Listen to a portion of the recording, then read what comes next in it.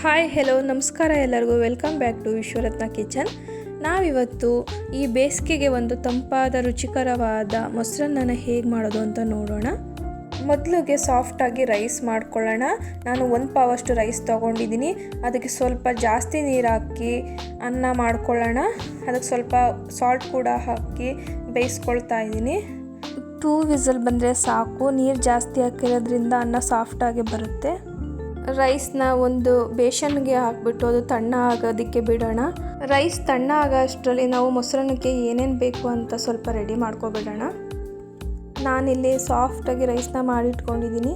1-2 onion ಹೆಚ್ಚಿಟ್ಕೊಂಡಿದ್ದೀನಿ, ಸ್ವಲ್ಪ ದಾಳಿಂಬೆ, ಸ್ವಲ್ಪ ಕ್ಯಾರೆಟು, ಸ್ವಲ್ಪ ಹಸಿರು ಮೆಣಸಿನ್ಕಾಯಿ, ಸ್ವಲ್ಪ ಕೊತ್ತಂಬರಿ ಸೊಪ್ಪು, ಸ್ವಲ್ಪ ಗ್ರೇಪ್ಸ್, ಸ್ವಲ್ಪ ತುರಿದಿರೋ ಶುಂಠಿ, ಹೆಚ್ಚಿರೋ ಅಂಥ ಕರಿಬೇವಿನ ಸೊಪ್ಪು, ಒಗ್ಗರಣೆಗೆ ಸಾಸಿವೆ, ಉದ್ದಿನಬೇಳೆ, ಕಡಲೆಬೇಳೆ, ಸ್ವಲ್ಪ ಇಂಗು, ಅಡುಗೆ ಎಣ್ಣೆ, ಇಂಪಾರ್ಟೆಂಟ್ ಮೊಸರು, ಹಾಗೆಯೇ ಸ್ವಲ್ಪ ನೀರು ತೊಗೊಂಡಿದ್ದೀನಿ.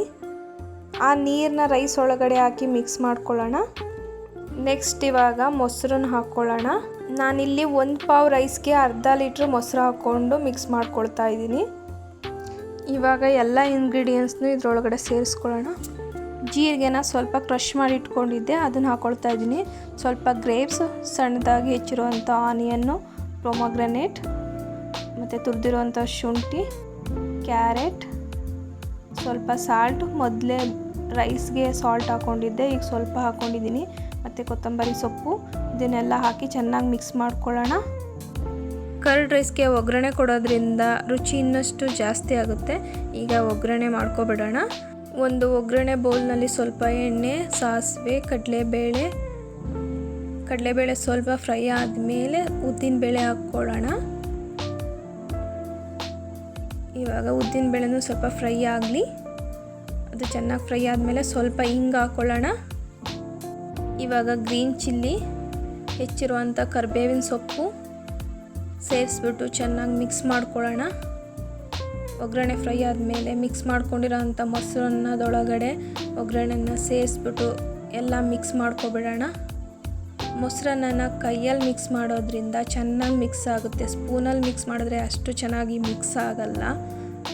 ಒಂದೊಂದು ಸೈಡು ರೈಸ್ ಹಾಗೆ ಉಳಿದು ಬಿಡುತ್ತೆ. ಅದರಿಂದ ಕೈಯಲ್ಲಿ ಚೆನ್ನಾಗಿ ಮಿಕ್ಸ್ ಮಾಡಿಕೊಂಡ್ರೆ ಚೆನ್ನಾಗಿ ಮಿಕ್ಸ್ ಆಗುತ್ತೆ. ಇವಾಗ ಮೊಸರನ್ನ ತಿನ್ನೋದಕ್ಕೆ ರೆಡಿಯಾಗಿದೆ. ಈ ಥರ ತೆಳ್ಳಗಿದ್ರೆ ಮೊಸರನ್ನ ಚೆನ್ನಾಗಿರುತ್ತೆ. ಗಟ್ಟಿ ಇರಬಾರ್ದು ಮೊಸರನ್ನ.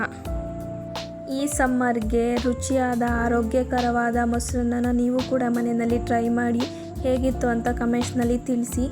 ನಾನು ಮಾಡಿದ ರೆಸಿಪಿ ನಿಮ್ಗೆ ಇಷ್ಟ ಆದರೆ ಲೈಕ್ ಮಾಡಿ, ಶೇರ್ ಮಾಡಿ ಮತ್ತು ಸಬ್ಸ್ಕ್ರೈಬ್ ಮಾಡ್ಕೊಂಡು ನೋಡೋದನ್ನು ಮರಿಬೇಡಿ. ಮತ್ತೊಂದು ರೆಸಿಪಿಯೊಂದಿಗೆ ನೆಕ್ಸ್ಟ್ ವೀಡಿಯೋದಲ್ಲಿ ಸಿಗೋಣ. Thank you for watching.